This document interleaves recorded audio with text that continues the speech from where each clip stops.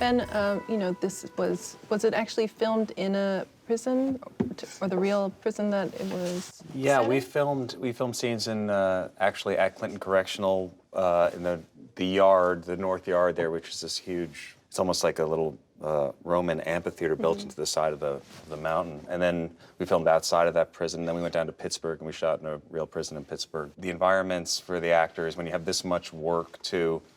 These things are long, there's just so much. How do you tackle all this?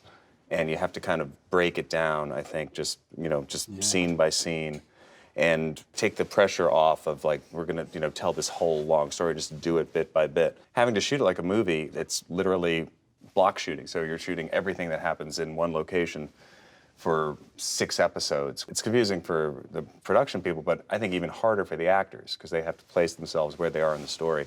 So I think it's just like breaking it down bit by bit, and then just creating an environment where everybody feels safe to take chances and to figure it out together and to have a common. So I think what you're talking about doing with Amy, just having a sort of common idea of what you're going for. I find when you work with great actors, they're going to bring so much. They just bring so much to you. They're going to have ideas that you wouldn't have had. I like to try to just let them have the space to do their thing and see what they bring instinctually to it. Mm-hmm. And being in the real locations and all that really, I think, really helps. Yeah.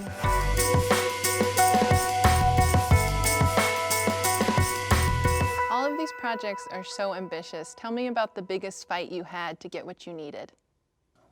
I think for me, just on our project, it was getting to shoot up at the real prison. Right.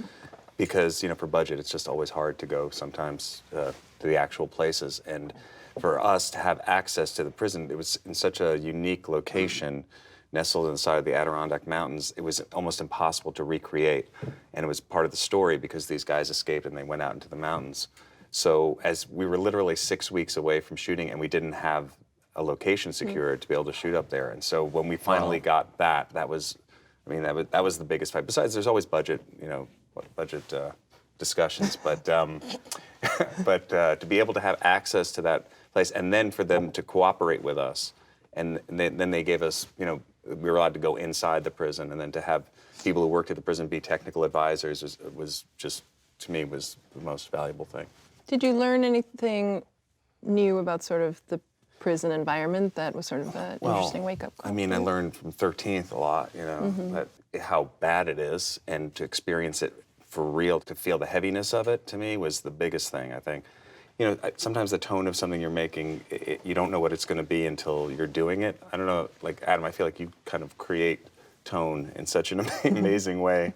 I didn't know what it was going to be, but then when I went into the real prison and walked through there, it was so heavy. It just was like, there's no way this can be funny in any way. There could be ironic humor at times, but like, this is not funny to me. And I can understand why, no matter who you are, you want to get out of here.